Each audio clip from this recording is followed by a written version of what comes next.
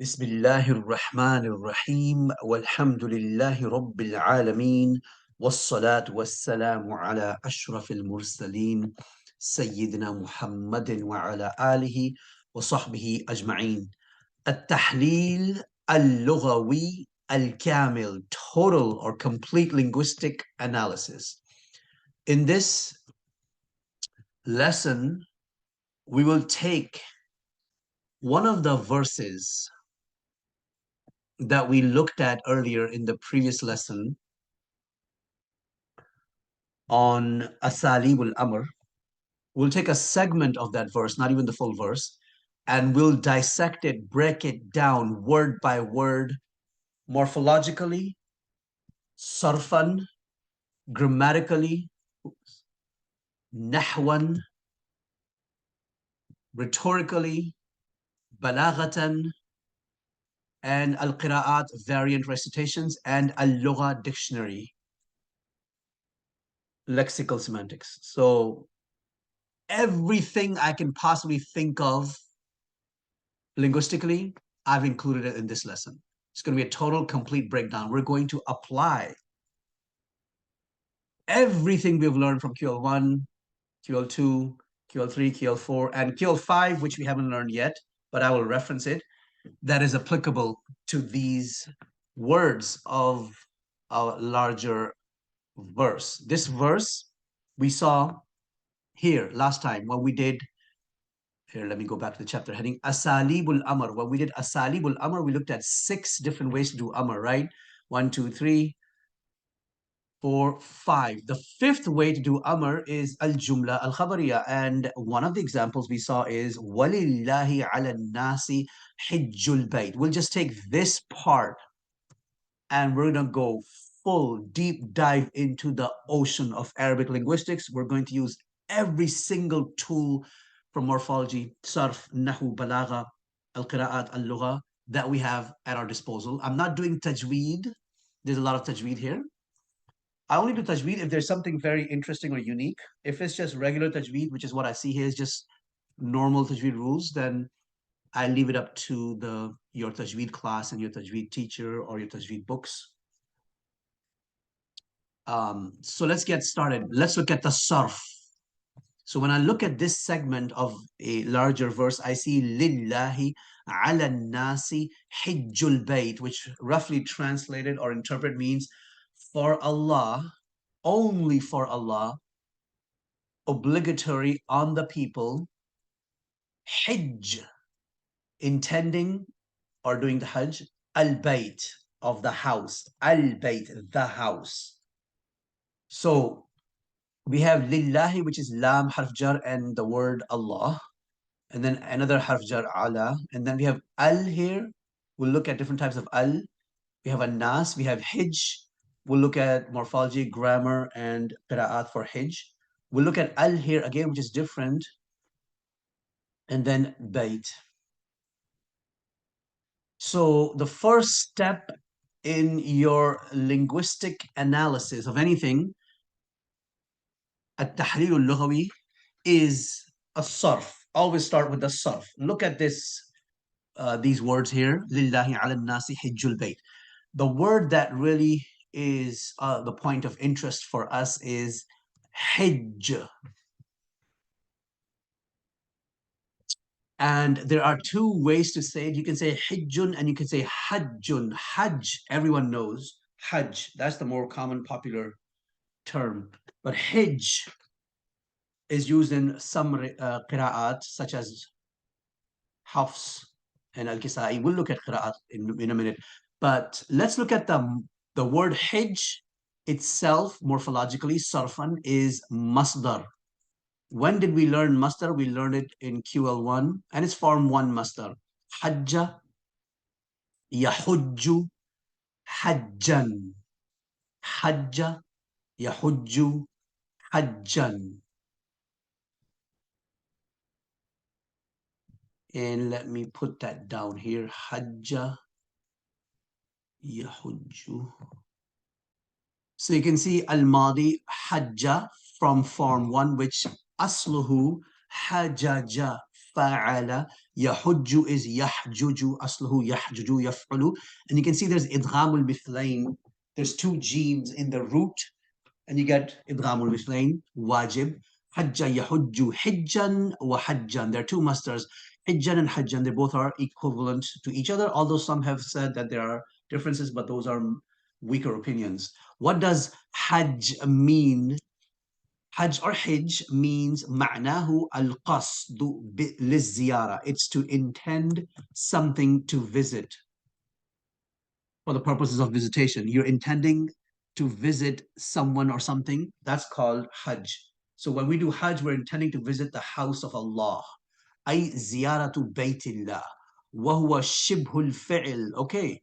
So as soon as we have a masdar, and you know masdar is شبه الفعل, unless it is masdar of fi'l naqis, like kana. That's not shibul fi'l.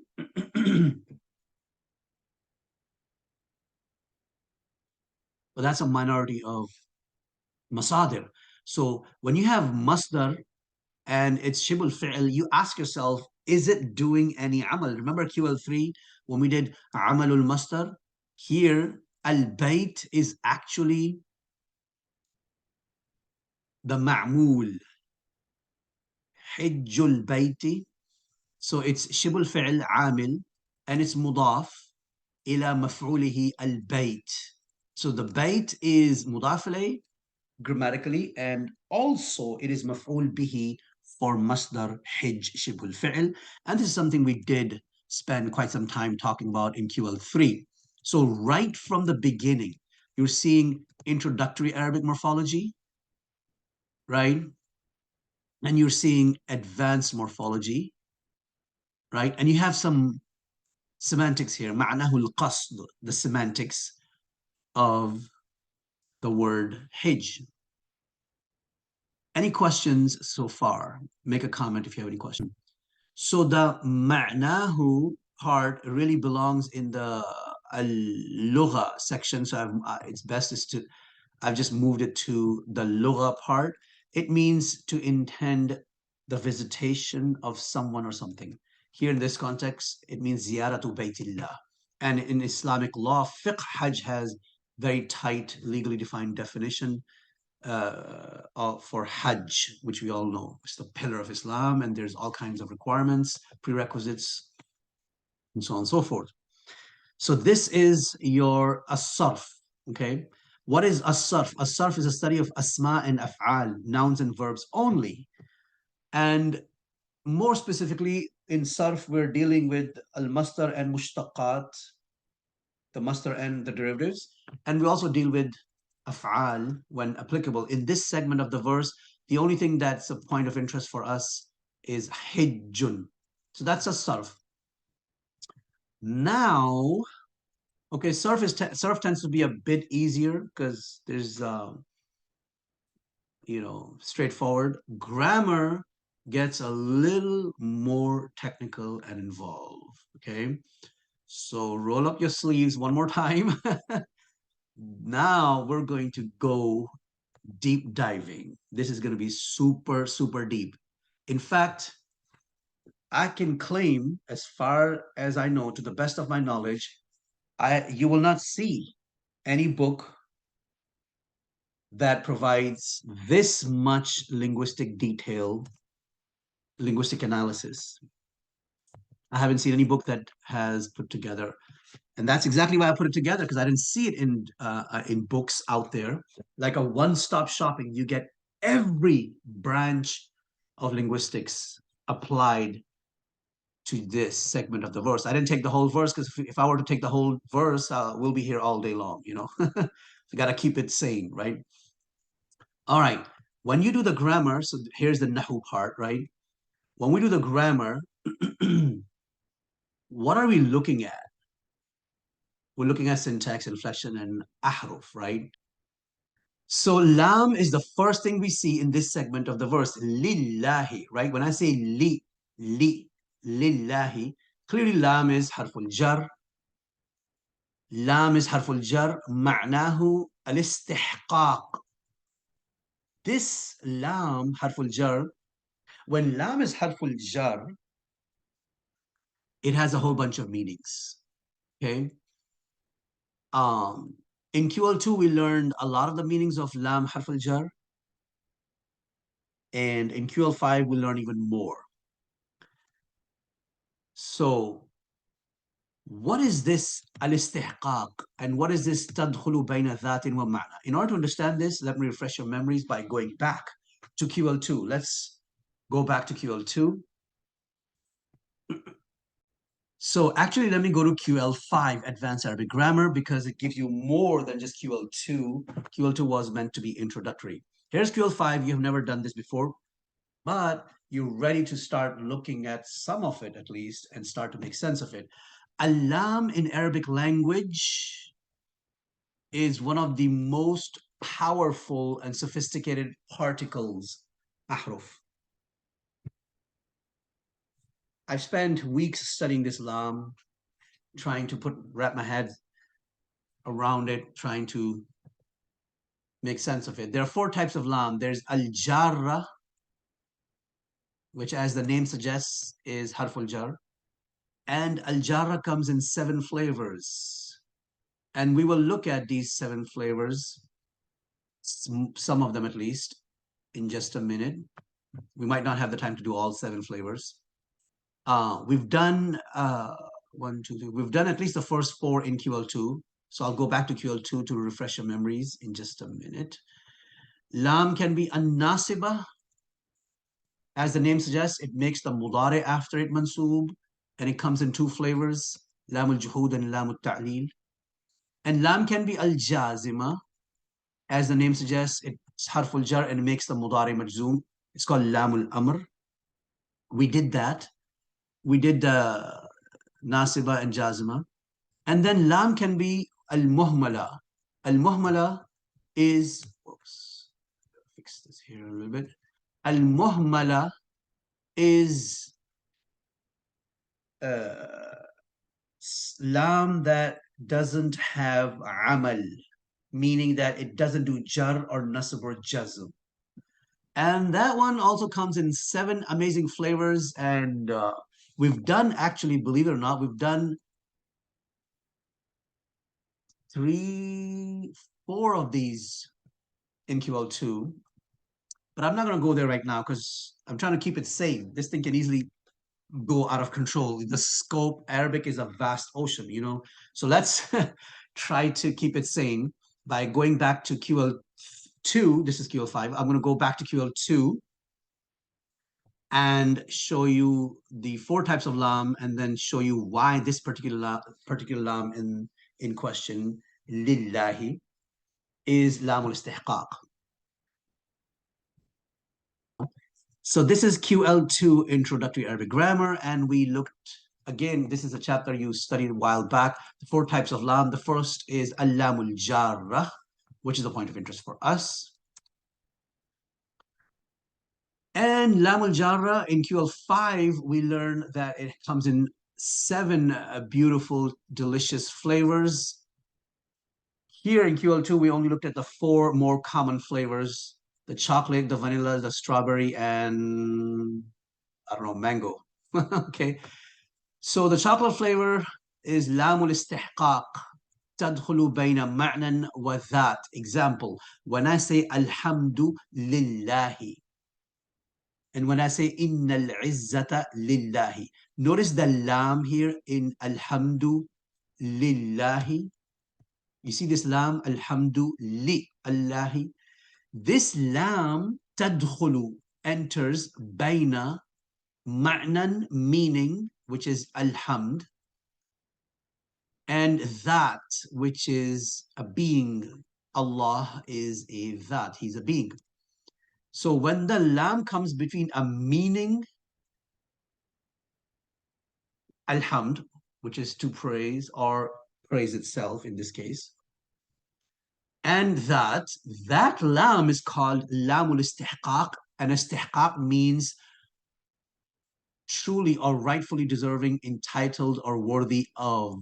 Should be single F, worthy of, okay? So istihqaq is what's meant in the verse that we're discussing. Lillahi, only for Allah. And then there's lamul milk, which enters between a meaning. It enters between this lamul milk does not enter between a ma'nan and that. This lamul milk enters between dhatain. It means possession or belongs to. And then you have lamut ta'diya and then other lams. We cannot go into every type of lam, otherwise we'll never finish today. So let's get back to what we're doing now, which is the lam that we're studying here is lillahi, the lam. Again, this lam, lillahi, حرف الجر معناه الاستحقاق تدخل بين ذات ومعنى. It enters between, it makes a connection between a being and meaning. So where is the being? The being is Allah, and the meaning is hijj, which is the masdar.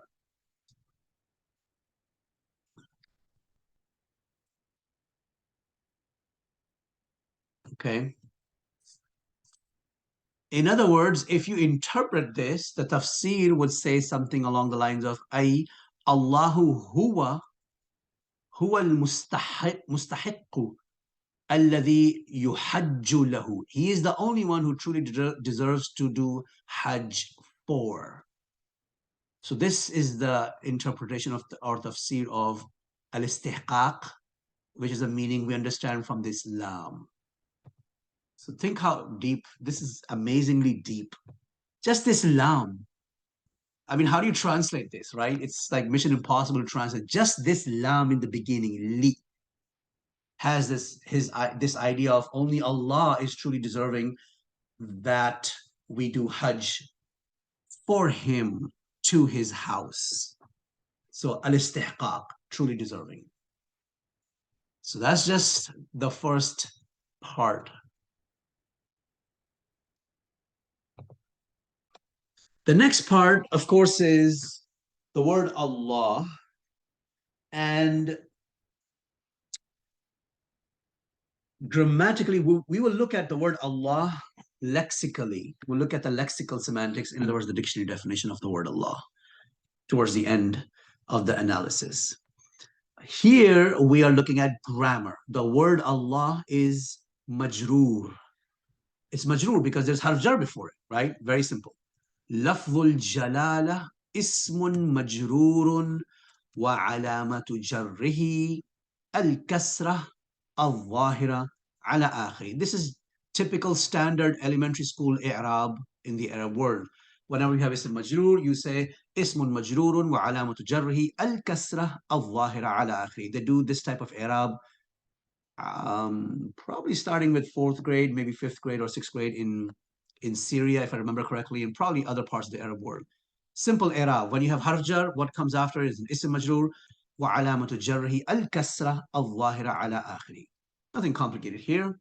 The next part is lillahi. Okay, so we did lam by itself. We did the word Allah grammatically, not semantically by itself. Semantically, we'll do the word Allah in just later on. Now we have to look at shibhul jumla. Lillahi is a shibhul jumla, right? So the question is, what's shibhul jumla? I hope you remember what is shibhul jumla. So there are two types of shibhul jumla, and we learned that in first time we learned shibhul jumla was actually when we learned the prepositions in AZ Introduction to Arabic Book 2. It was non-technical, but then we really learned it in a more technical manner in QL2. If you look at QL2, Introductory Arabic Grammar, let's go back to QL2. And let's look at this interesting creature called Shibhul Jumla. So what is Shibhul Jumla? I'm going to, let me switch back to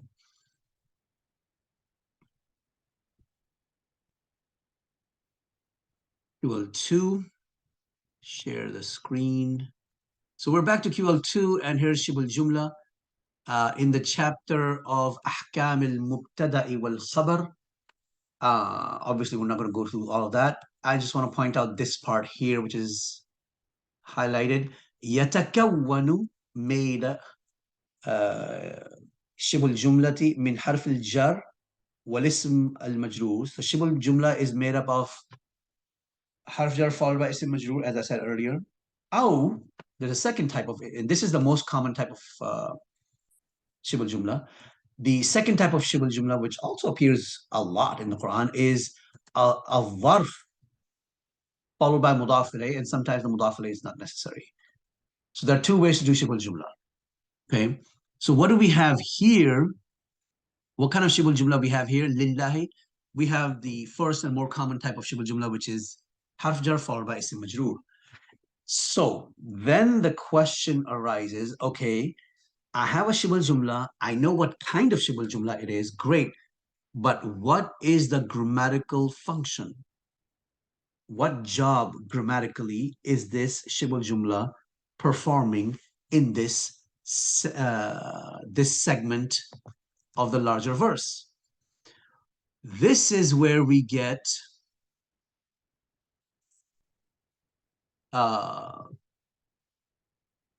into the khabar of mubtada. So the shibul jumla here is khabar muqaddam. So it's like saying, if I say fil bayti zaydun, zaydun is mubtada. Where is the khabar? The khabar is this whole two-word combination called shibul jumla. Fil bayti is the khabar. Okay.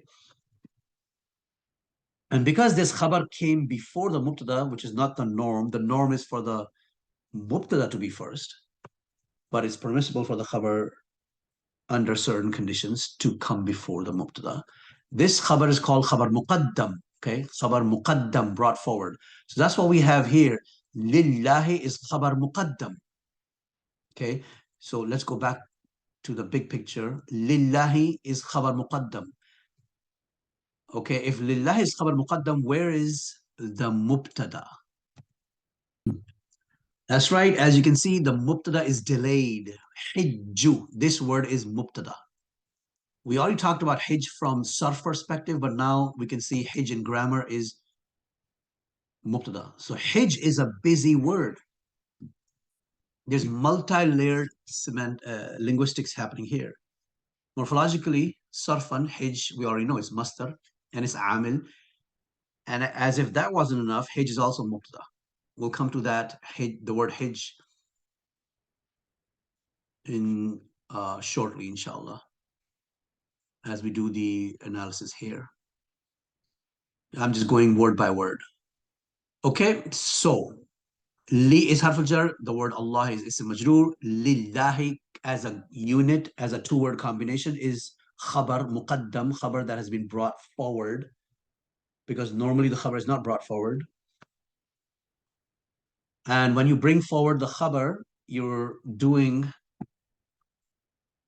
a type of al-hasr. It's a type of al-hasr. And hasr is something we haven't studied yet. But I'll talk about it, inshallah, when I do the balagha section in this analysis. So when khabar is muqaddam, there is something called al-hasr, which is a chapter. We did, from the grammatical perspective, we did al-hasr in QL2. But now in this course, we'll do balagha aspect of hasr as well. But I don't want to get ahead of myself. I'll come back to that in just a few minutes, inshallah. So for now, just keep in mind that lillahi is khabar muqaddam, is khabar that has been brought forward. It's like saying fil bayti zaydun instead of saying zaydun fil bayt. And we'll come back to this, inshallah, more. So this is just a grammatical aspect. What is the balagha angle to this? That's al-hasr, which is coming in a few minutes. The next word on our list is ala. Ala is harful jar. Ala is harful jar. Now what I'm going to do is show you something from QL5 about the meanings of ala. You know, prepositions have many meanings. We've only discussed the main meanings in QL2 as well as an easy intro to Arabic. But if you go to QL5, Advanced Arabic Grammar, you will see there's a lot of meanings associated with prepositions. So let's switch to QL5 moment for a few minutes, inshallah. So this is ma'ani ala. Now, ala is a harf jar preposition, which we usually translate as over, on, upon something. That's a basic understanding. Then we looked at some grammar aspects of ala in QL2, but this is a more advanced understanding, semantics, ma'ani of ala. Ala, the main semantic of ala is al-isti'la, superiority, to be above someone, to be superior to someone, physically or metaphorically. That's the main meaning, and that can be haqiqatan, literally, or majazan, and I'll come back to it in just a minute. So al-isti'la, superiority, is the main semantic of ala, and it's translated as upon, above, over someone or something. Literally, haqiqatan, or majazan, metaphorically. Then there are other meanings. There's two other meanings: at-ta'diya, transitivity, and al-dharfiyya, makanan or zamanan, which we're not interested in at this point. I will only do from QL5, since we haven't officially studied it. I will only go to the points of interest. I can't go into everything, otherwise, as you can see, we'll be here all day long. So al-isti'la is the main meaning of ala. Okay, and al-isti'la can be literally حقيقة. For example, أعوذ بالله من الشيطان الرجيم وعليها وعلى الفلك, on her and on the ship, تحملون. So literally on the ship, على الفلك, حقيقة. This is al-isti'la, to be superior, physically on top of something. When you're above, standing on top of something, that's al-isti'la, حقيقة. And then you have majazan, metaphorical, and it's used metaphorically a lot more in the Quran than it is used literally. The word ala is used metaphorically a lot more in the Quran. And there's a lot of interesting verses. I've put together a selection of verses here. Let's just take care of maybe one or two.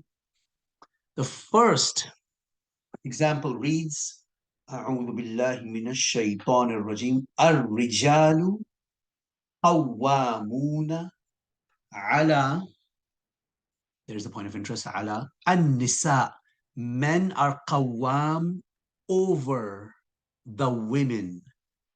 And al-qawwam is someone who stands in charge of, defends, protects, and manages and supervises.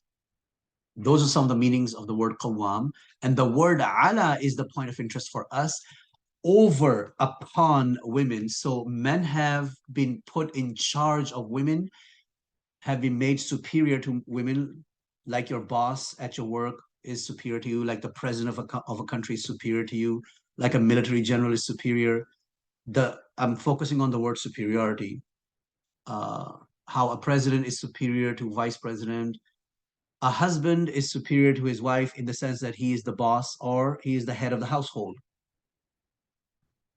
Superiority here does not mean physically sitting on top of the heads of women. That's not what, men are not physically, on top of the women. Obviously, this is majaz. Metaphorically, they are superior in terms of the fact that they are responsible for being their leaders, and their defenders and providers. So if you look at tafasir, qawwam has various tafasir that can be summarized as someone who commands them to do good, prohibits them from evil, provides for them, pays for all their bills or their needs, and defends them. Those are some of the meanings, and you can look up in tafsir for a full discussion on this verse.